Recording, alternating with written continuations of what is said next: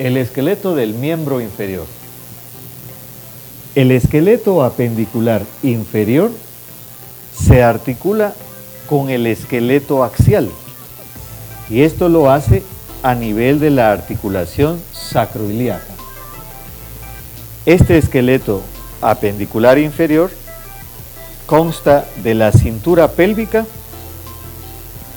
y del esqueleto apendicular libre, el cual contiene al fémur, la rótula, tibia, peroneo, fíbula y los huesos del pie.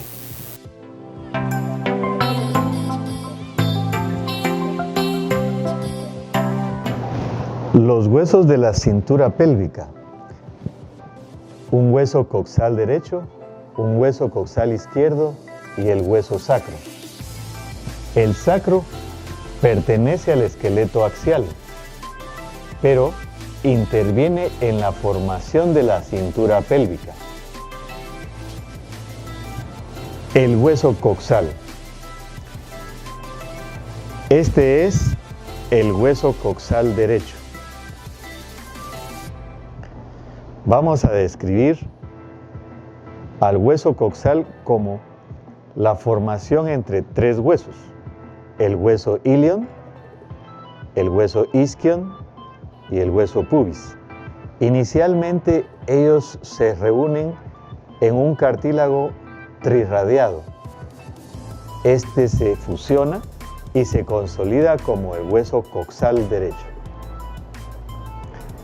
Para describirlo, vamos a establecer que el hueso tiene una cara lateral en relación a la región glútea, una cara medial en relación a la cavidad pélvica.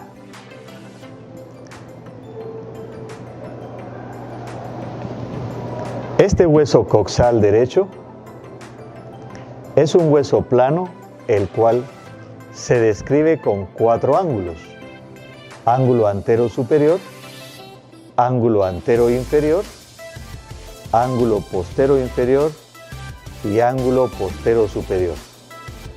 La estructura que marca el ángulo antero superior es la espina ilíaca antero superior, sitio donde se inserta el músculo sartorio y el músculo tensor de la fascia lata. También se inserta allí el extremo lateral del ligamento inguinal. En el ángulo antero inferior se identifica por el ángulo del pubis. El ángulo postero inferior observamos una elevación roma denominada la tuberosidad del isquion. Y en el ángulo postero superior, la espina ilíaca postero superior. Entre estos 4 ángulos se observan 4 bordes: un borde superior, un borde anterior, un borde inferior y un borde posterior. En el borde superior encontramos la cresta ilíaca, la cual al observarse en esta posición es una letra S. Y en ella denota el tubérculo ilíaco. En el borde anterior encontramos una doble escotadura, a través de la cual pasa el músculo ilio-psoas. En medio de esta doble escotadura encontramos la espina ilíaca antero-inferior, sitio donde se inserta el tendón directo del músculo recto-femoral. Continuando el borde está la eminencia iliopúbica, fusión del hueso ilion y pubis. Continuamos con la superficie pectínea, una superficie triangular lisa. Luego el tubérculo del pubis o espina del pubis, sitio donde se inserta medialmente el ligamento inguinal. Y a continuación, la cresta del pubis, donde se inserta el músculo recto del abdomen. Para describir el borde inferior, comenzando desde el ángulo del pubis, podemos indicar la cara sinfisaria.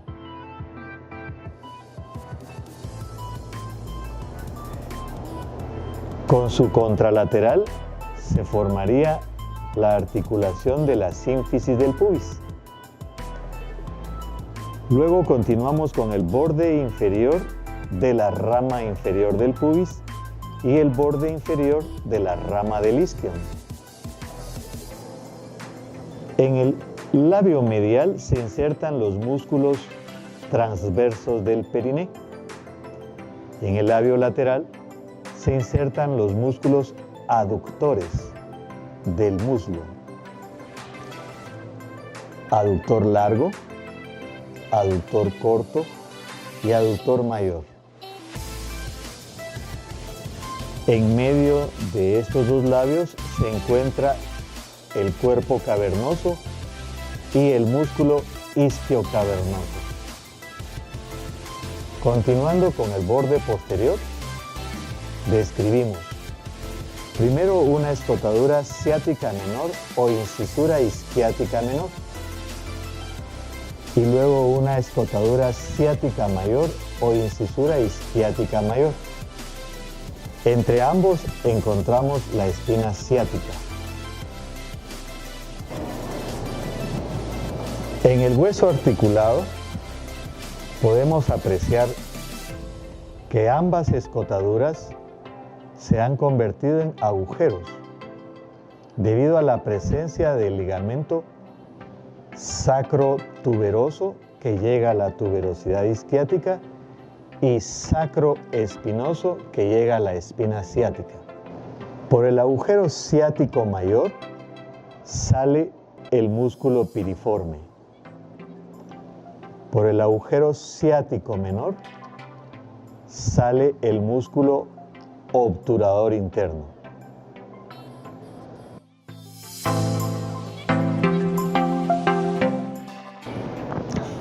Vamos a describir las estructuras que se observan en la cara lateral propiamente dicho.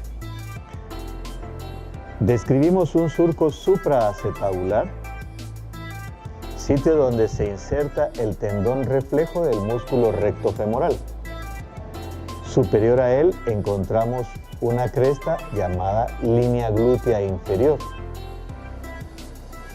Una segunda línea que se inicia desde la escotadura ciática llamada línea glútea anterior, que llega hasta el tubérculo ilíaco. Una tercera línea glútea llamada línea glútea posterior casi vertical que llega hasta la cresta ilíaca. Estas líneas glúteas separan el área de inserción de los músculos glúteos. El músculo glúteo menor se inserta entre la línea glútea inferior y la línea glútea anterior. El músculo glúteo medio se inserta entre la línea glútea anterior y la línea glútea posterior. Y el músculo glúteo mayor se inserta por detrás de la línea glútea posterior. Podemos describir a la cavidad acetabular. Esta cavidad en su borde presenta escotaduras. Una escotadura iliopúbica, una escotadura ilioisquiática y una escotadura isquiopúbica más conocida como escotadura acetabular. Dentro de la cavidad acetabular podemos encontrar una superficie central, cuadrilátera y rugosa. Esta superficie no es articular, mientras que una superficie periférica lisa y cóncava, denominada cara semilunar. Esta es la superficie articular. El acetábulo participa en la articulación coxofemoral.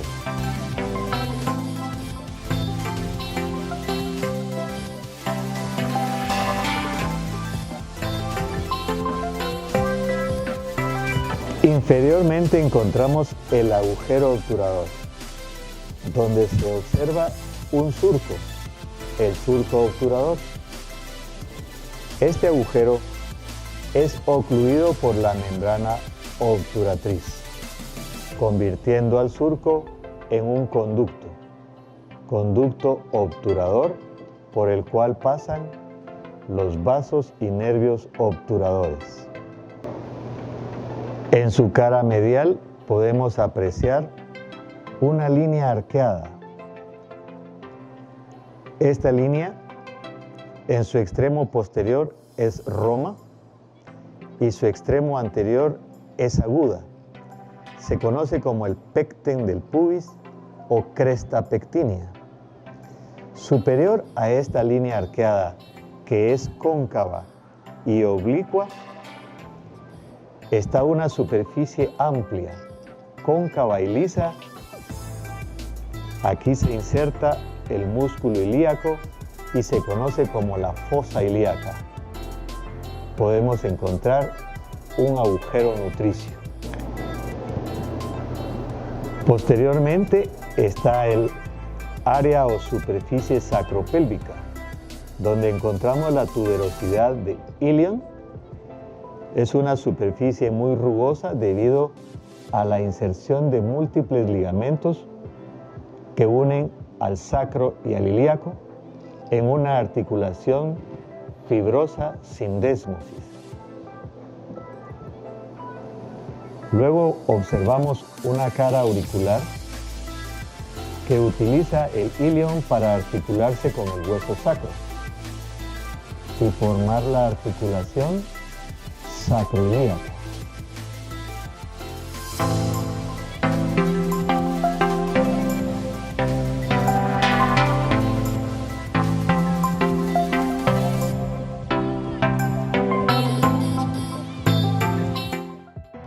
Por debajo de la línea arqueada podemos apreciar una superficie cuadrilátera. Esta superficie corresponde a la fosa acetabular.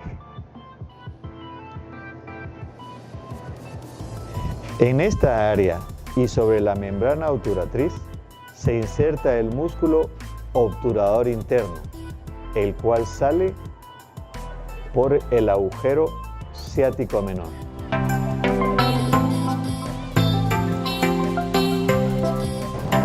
El hueso fémur es un hueso largo que representa el esqueleto del muslo. Comprende un cuerpo, un extremo inferior y un extremo superior. En este extremo podemos encontrar la cabeza del fémur, que representa el segmento de una esfera. Allí se identifica la fosita de la cabeza del fémur, sitio donde se inserta el ligamento de la cabeza del fémur. El cuello anatómico del fémur posee una cara anterior y una cara posterior, con un borde inferior y un borde superior. Lateral a él encontramos el trocánter mayor. En él se insertan los músculos abductores y rotadores del muslo.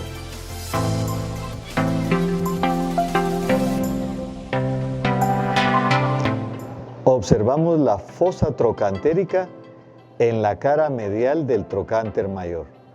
Allí se insertan el músculo gemelo superior, gemelo inferior, obturador externo y obturador interno. También se identifica el trocánter menor. Allí se inserta el músculo del iliopsoas.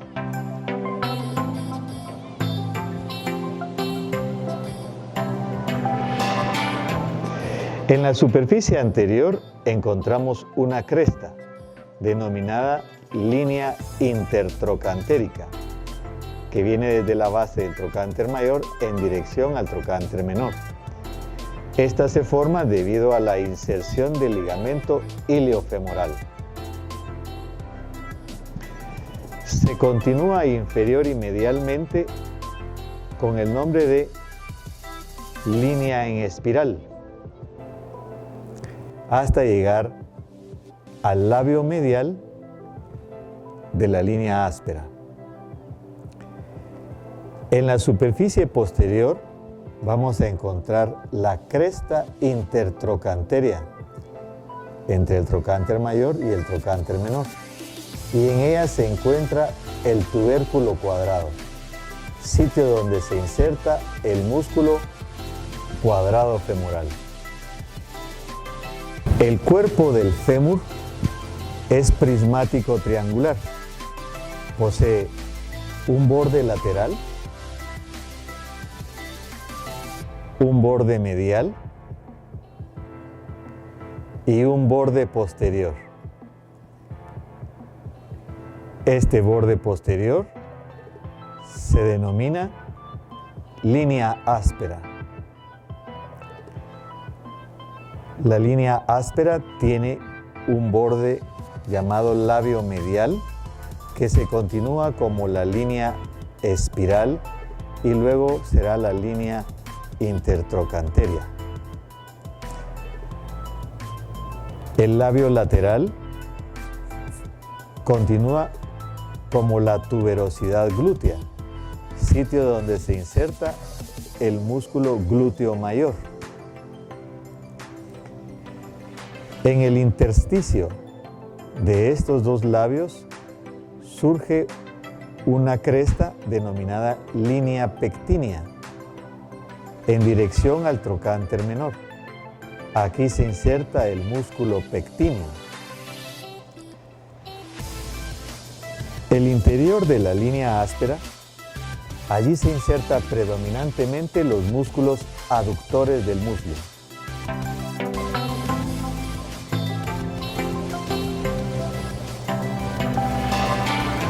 Inferiormente, la línea áspera se bifurca y formará dos líneas, una línea supracondilia medial y una línea supracondilia lateral.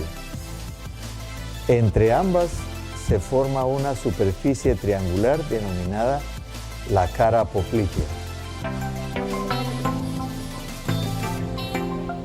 Estos bordes han establecido entonces tres superficies. Una superficie o cara anterior, la cual es lisa y convexa. Una superficie posterior y lateral o cara posterior lateral. Y una superficie o cara posterior y medial, las cuales las podemos apreciar separadas por la línea áspera, posterior y medial, posterior y lateral. En el extremo inferior del fémur encontramos un cóndilo lateral y un cóndilo medial. Estos cóndilos son fuertemente convexos inferior y posteriormente.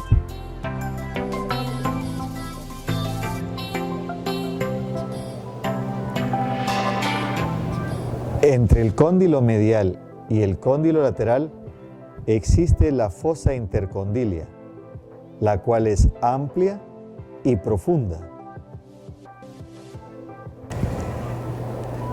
En la cara anterior podemos encontrar la cara rotuliana, conocida también como la tróclea. Es una superficie lisa, la cual corresponde a la articulación femororotuliana. En la cara lateral del cóndilo lateral encontramos una elevación, la cual representa al epicóndilo lateral, sitio donde se inserta el ligamento colateral fibular o colateral peroneo. En la cara medial del cóndilo medial encontramos también una elevación que corresponde al epicóndilo medial, sitio donde se inserta el ligamento colateral tibial. Superior al epicóndilo y como parte de la línea supracondilia encontramos un pequeño tubérculo denominado tubérculo del aductor. Allí se inserta el tendón del aductor mayor.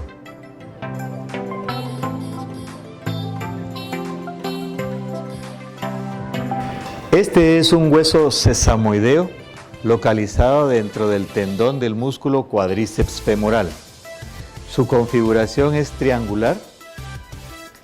Tiene dos caras, una anterior y una posterior. Sus bordes, el superior también conocido como base, un borde medial y un borde lateral.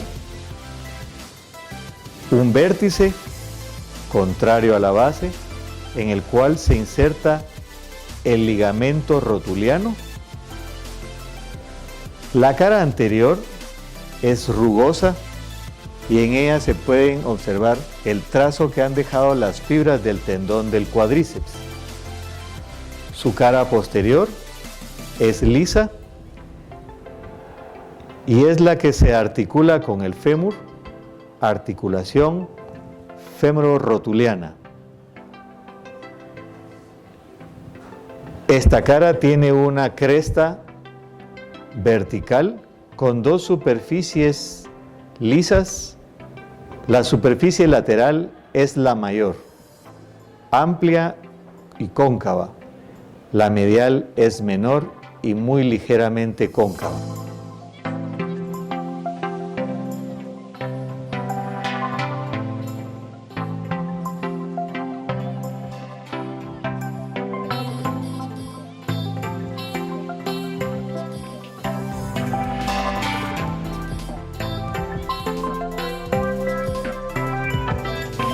En el esqueleto de la pierna, la tibia ocupa la posición medial. Este es el esqueleto de una pierna lado izquierdo. La tibia comprende un cuerpo, un extremo inferior y un extremo superior.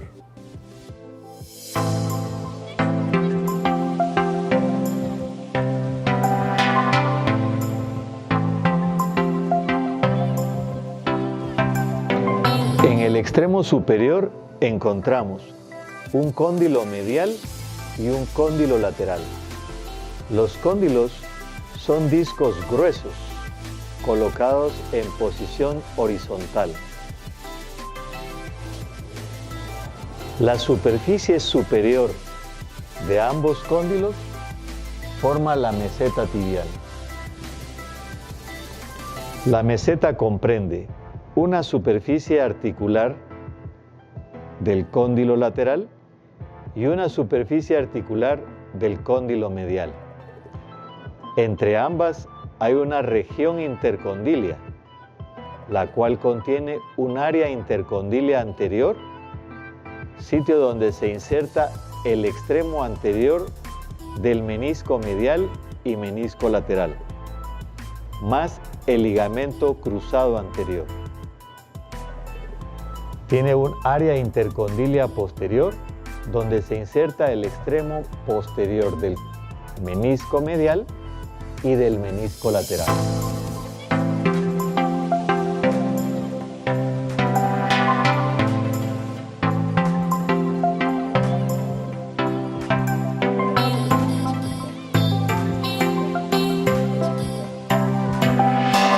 Al buscar en el cóndilo lateral, en posición posterolateral, vamos a encontrar una superficie articular. Esta superficie es la caría peronea, sitio donde se articula con el hueso peroné o fíbula. En posición anterolateral encontramos un tubérculo.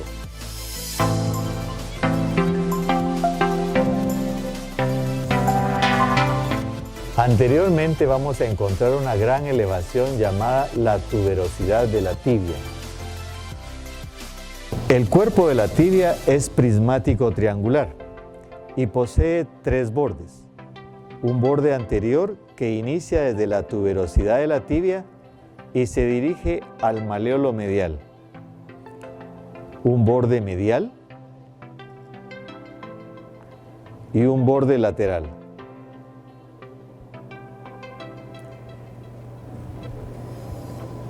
Este borde lateral también es conocido como borde interóseo, debido a que ahí se inserta la membrana interósea.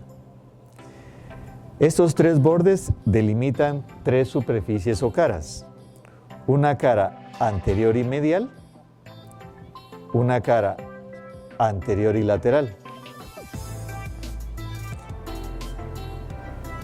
una cara posterior. En la cara anterior y medial vamos a encontrar en su extremo superior el área donde se insertan 3 tendones. Aquí se insertan 3 tendones. Uno pertenece a un músculo del compartimiento anterior del muslo llamado sartorio. El segundo pertenece a un músculo del compartimiento medial del muslo llamado grácil. Y el tercero pertenece a un músculo del compartimiento posterior llamado semitendinoso. Los 3 tendones forman la inserción de la pata de ganso.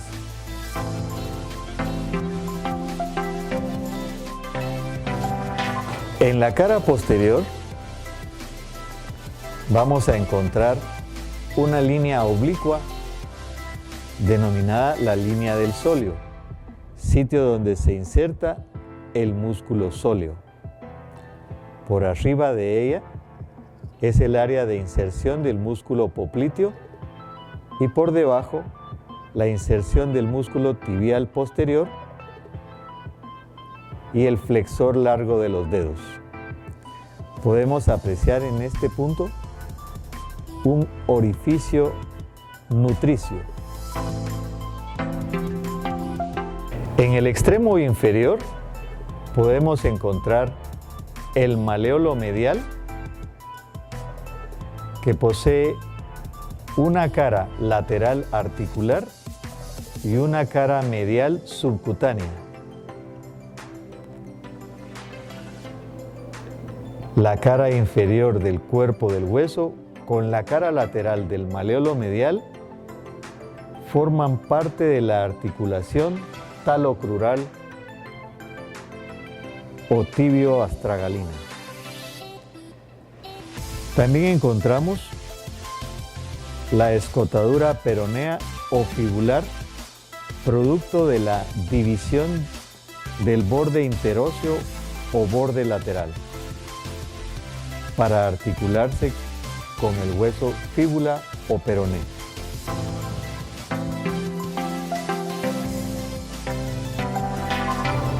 En el esqueleto de la pierna, el peroné o fíbula ocupa la posición lateral. Este es el esqueleto de la pierna izquierda. Podemos observar que el peroné o fíbula no participa en la articulación de la rodilla. Este es un hueso largo que contiene un cuerpo, un extremo inferior y un extremo superior.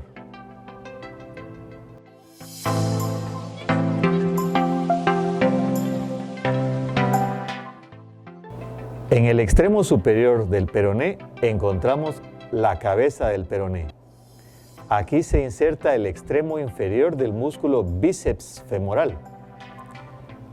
Apreciamos una elevación. Ahí se inserta el ligamento colateral fibular o colateral peroneo. Medialmente hay una superficie lisa, superficie articular con la tibia, para formar la articulación tibio-peroneo proximal.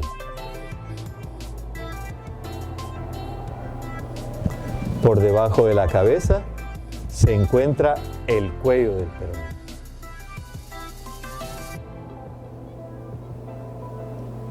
El cuerpo es prismático triangular. Posee un borde anterior,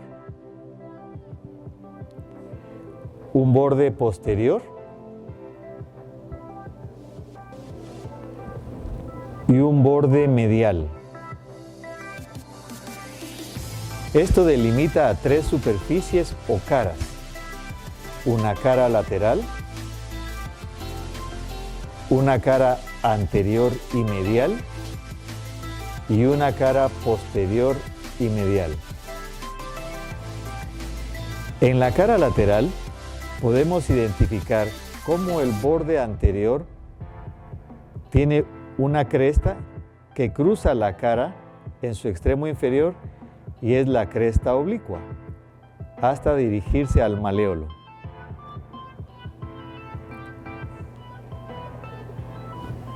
La cara posterior, y en la cara medial podemos observar el ancho y en medio de ella se observa una cresta intermedia.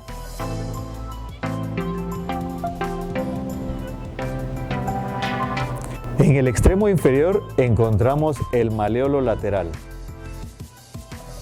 una superficie lateral rugosa subcutánea y una superficie medial articular lisa que participa en la articulación talocrural.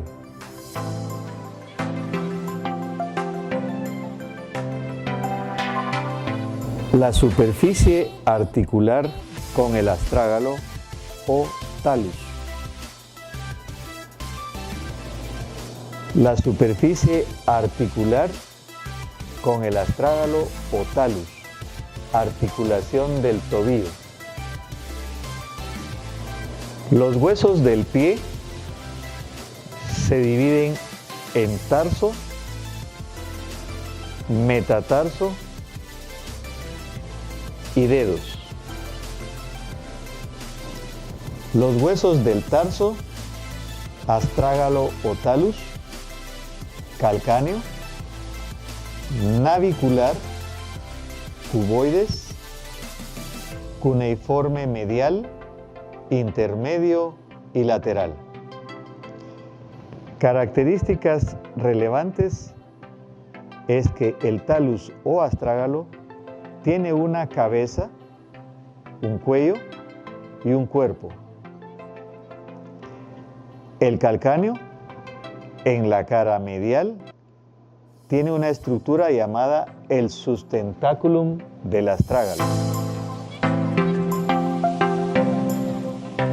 En su cara lateral,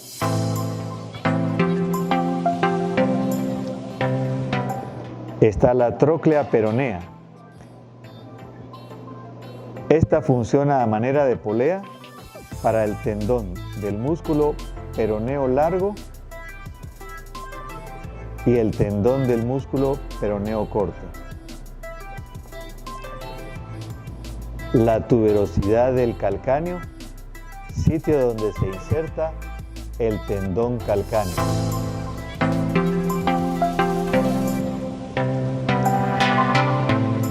El astrágalo en su cara inferior tiene un surco y el calcáneo en su cara superior tiene otro surco. Entre ambos se forma un conducto llamado el seno del tarso. El hueso navicular tiene una tuberosidad que recibe al ligamento calcáneo navicular. Este ligamento se inserta en el sustentaculum del calcáneo y se inserta en la tuberosidad del navicular, creando un soporte inferior a la cabeza del talus o astrágalo. Los huesos del metatarso se enumeran como primer metatarsiano, segundo, tercero, cuarto y quinto metatarsiano, de medial a lateral. Cada metatarsiano posee una base, un cuerpo y una cabeza que se articula con las falanges.